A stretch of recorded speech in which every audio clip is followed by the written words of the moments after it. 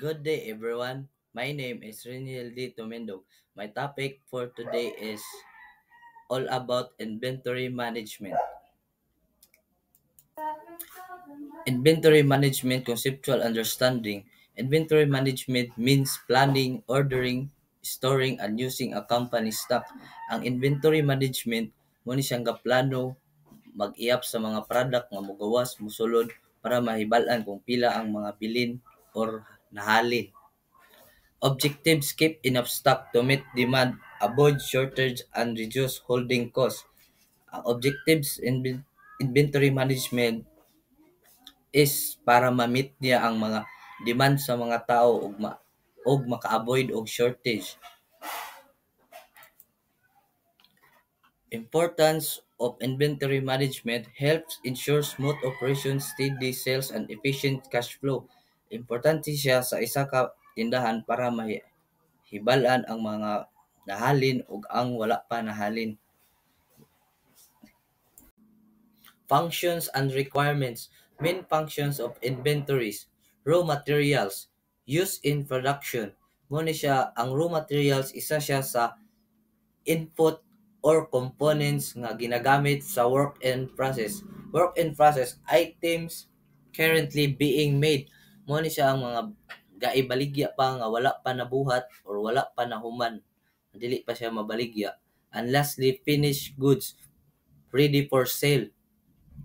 Requirements for effective management, accurate record keeping, regular stock monitoring, proper timing or reordering, coordination between departments. Muna siyang mga requirements para ang atong management mo epekto. Techniques and models. Muna siyang mga types sa inventory. First, raw materials, work in process or WIP, and finished goods. Inventory control techniques.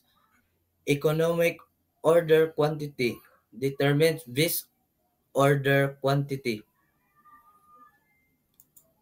Ma-determine nimo or mabal-an nimo kung kinsa or unsay halinon nga mga baligya. Recorder point, time to place a new order. Muna siyang oras para mag-place na ka og lahi nga order. Categorizing analysis, focus on most valuable items or i-priority nimo ang kanang mga halinon nga mga baligya. And last is just in time, order and produce only when needed, like pizza, aya na gyud siya lutoon kung na gyud ga order or gapalit kay basin mabahaw. Performance and policies. Determining optimal inventory level. Balance between too much and too little stock using demand forecast.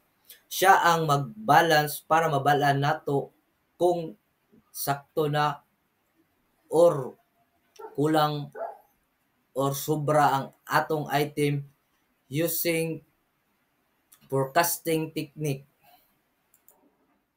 Risk of overstocking and understocking. Ang risk sa atong overstocking, high storage cost and spoilage risk. Ug ang risk sa atong understocking, lost sales and unhappy customers. Inventory turnover ratio measures how fast stock is sold. Mag-measure siya kung unsa kadali mahalin ang baligya. High turnover equals efficient inventory use.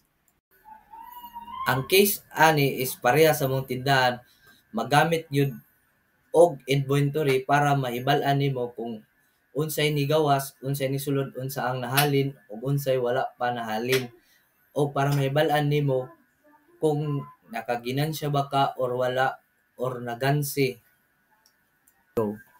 And the lesson ani is importante gyud maggamit og inventory para makabalo ka kung unsa ang ni gawas, unsa ang nahalin ug unsa ang wala nahalin para ma-forecast nimo ang imong inventory.